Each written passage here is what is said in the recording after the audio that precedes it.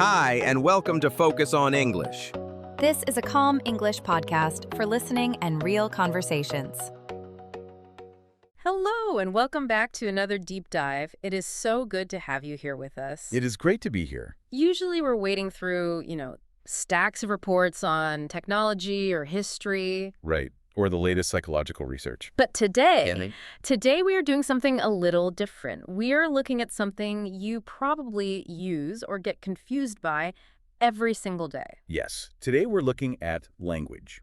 Specifically, the strange, colorful, and sometimes totally illogical world of English idioms. It really is like a secret code, isn't it? It is. I mean, you can learn all the grammar rules in the world, memorize the dictionary, feel totally prepared, and then you walk into a coffee shop, hear someone say, "It's raining cats and dogs," and you just freeze. You're looking for animals falling from the sky. Exactly. And that is the gap we want to bridge today. And we've pulled together a really interesting stack of resources for this. Vocabulary lists, some etymology guides, and these practical language planners from Inglix. So the goal isn't just to give you a list of words to memorize? No. We want to unpack the logic behind the madness. Or the lack of logic, because sometimes it feels like English just makes things up to be difficult. Sometimes, yes. Yeah. But usually, there is a story hidden inside these phrases. Think of an idiom as a painting made of words. Okay. If you look at the individual words like storm and teacup separately, it might not mean much. Right. But if you look at the image it creates, suddenly the meaning clicks. So our mission today is to help you move from sounding like a textbook to sounding like, well, a human being. And to keep things organized, we have grouped these into 3 themes. We have weather and atmosphere, then nature and change.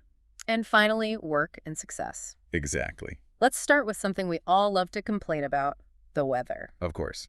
Our first idiom is one that I actually use all the time, mostly because I work with people who love drama. It's storm in a teacup. Storm in a teacup. This is a classic. And it's interesting because this phrase, it exists in many languages, but the container changes. Oh. Yeah.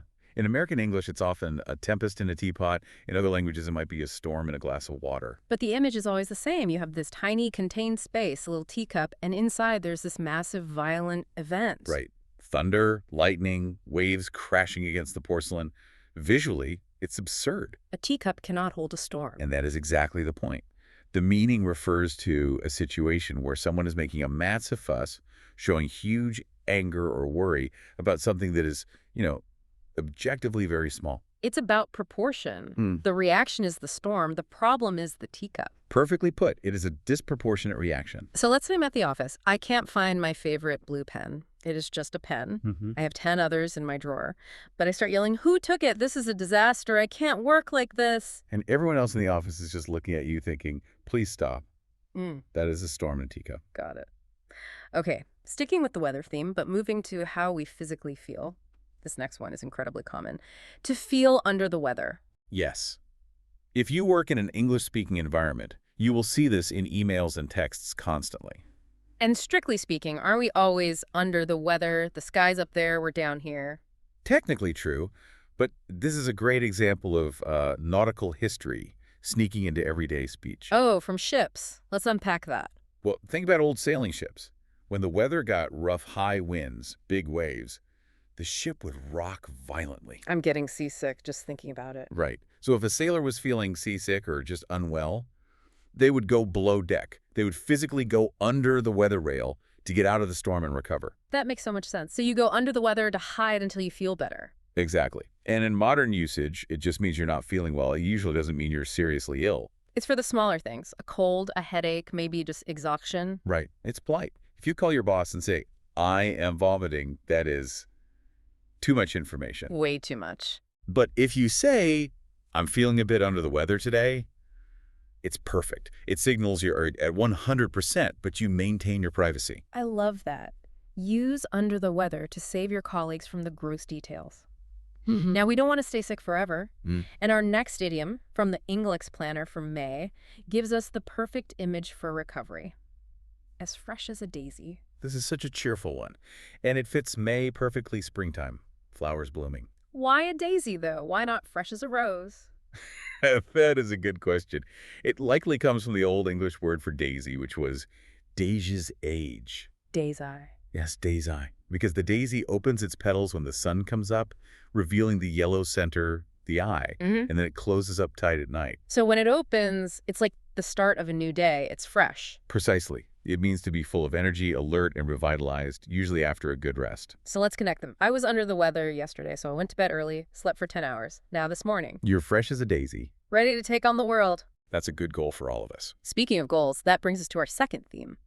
We're leaving the weather behind and moving into nature, change, and goals. Right. And we have an idiom here that sounds lovely, but is actually a bit of a warning. Chase rainbows. Chase rainbows. It invokes such a specific image. You see a rainbow, it looks magical. You've heard about the pot of gold, so you start running toward it. But here's the problem. You can't actually catch a rainbow. You can't. It's an optical illusion. As you move toward it, the rainbow moved away. It just stays in the distance. So if someone tells you that you're chasing rainbows, they aren't complimenting you. Definitely not. It means you're pursuing a goal that is impossible, unrealistic, or maybe just a fantasy. You're wasting your time. The source material calls these ghostly goals. I like that. It fits perfectly. It's often for people who are dreamers but not doers. Can you give us an example? Sure. Imagine someone wants to be rich, but they don't want to work or study. They just buy lottery tickets every day and plan which yacht they're going to buy. They're banking on a 1 in a billion chance. Right. You might tell them as a friend, look, you need to stop chasing rainbows and get a real plan. It implies a lack of practicality. Exactly. Okay, so chasing rainbows is about fake change. But what if we want to make a real change? Our next idiom is perfect for this. Turn over a new leaf. This is one of those phrases where the mental image most people have is actually wrong. I admit, I think of trees, autumn leaves changing color. That's what most people visualize. And it works, poetically. But the idiom is much older. It refers to a book. A book. Yes. In the 16th century, pages in a book were called leaves. You still hear this in loose-leaf paper. Oh, wow. Okay, so turning over a new leaf is about turning the page. Exactly. Imagine your workbook. The current page is messy, you made mistakes, you scribbled on it. I've had days like that. So what do? You turn the leaf, you turn the page, and you see a blank white page, a fresh start. That is the meaning. To turn over a new leaf means to abandon bad habits and start fresh with better behavior. It implies a conscious decision to improve. It's very common around New Year's. I'm going to turn over a new leaf and stop eating so much sugar. Right. Or our friend who is chasing rainbows, maybe he decides to turn over a new leaf and apply for a job. That would be the perfect usage. Now, sometimes when you turn over that new leaf, the best thing you can do is just leave. And that leads us to our next idiom, hit the road. Hit the road. Very dynamic, energetic phrase. Now, we aren't actually punching the pavement, right? No violence involved. Yeah. In English idioms, hit often just means to start. You can hit the lights, hit a switch, or in this case, hit the road. So it simply means to leave. Yes, but it implies starting a journey. You wouldn't say, I'm going to hit the road if you're just walking to the kitchen. We're out. Say it when you're getting in your car or on a bus. You're starting a trip. It sounds decisive. Let's hit the road. It is. And it's a great way to signal that a social event is over. You're at a dinner party. It's late. You're tired. You don't just say, goodbye, I am leaving. That's a bit stiff. A bit abrupt. So you look at your watch, slap your knees, and say, well, it's getting late. We had better hit the road. It softens the exit. It makes it about the journey home. Exactly. Okay, so we've hit the road, but what if we're not going on vacation? For our final theme, we're talking about work, study, and success. Which means you might be hitting the books. This is our next idiom, hit the books. And again, please don't punch the library books. Librarians are scary. Do not mess with them. No. Hit the books is kind of student slang that became mainstream. It means to begin studying, but with intensity. It's not just, I'm going to read a little bit. No. Reading is passive. Hitting the books is active. It implies effort, focus, maybe a deadline. You hit the books before a final exam. It suggests you are really digging in. Right.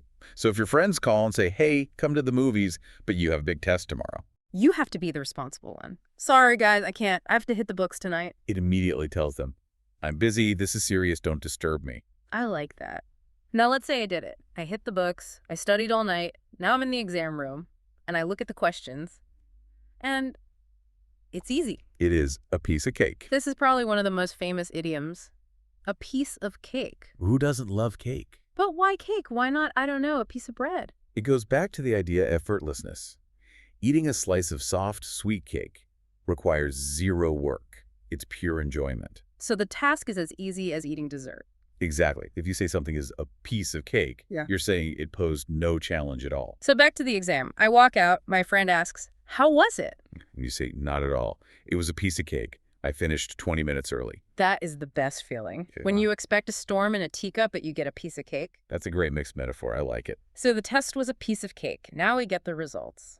Our final idiom for today is pass with flying colors. This is the ultimate success idiom. Flying colors. It sounds so vibrant. It is. And like under the weather, this one takes us back to the sea. More ships. More ships. In the age of sailing, colors was the word for the ship's flags. Okay, so colors means flags. Right. Now imagine a ship goes out to battle. If it loses, it might lower its flags to surrender. But if it wins... It wants everyone to know. Exactly. It would sail back into the harbor with every single flag hoisted high up on the masts. The flags would be flapping in the wind. The ship is flying its colors. That's such a cinematic image. You can see it coming over the horizon, and everyone on land knows they won. They triumphed. So to pass with flying colors doesn't just mean you passed.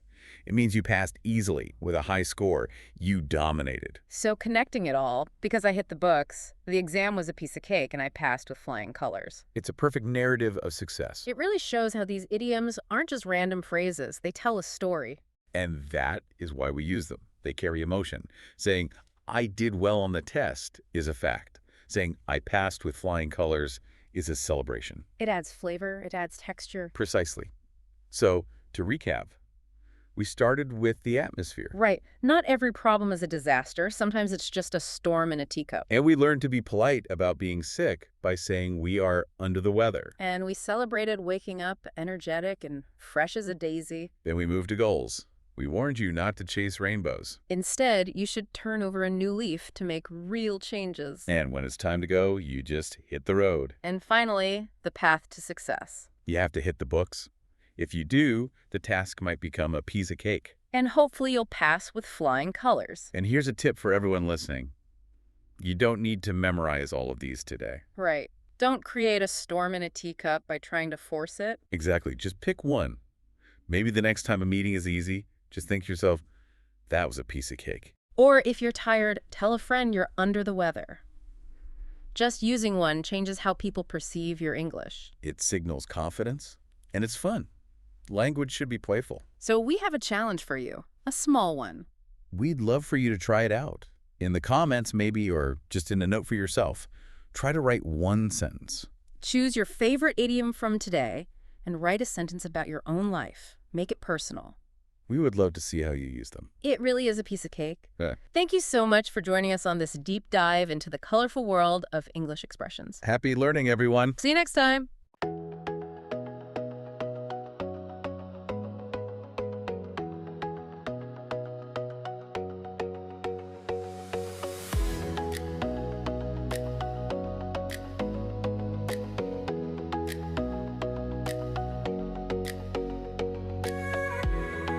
Thank you for listening. If this podcast helps you practice English, feel free to subscribe. See you next time.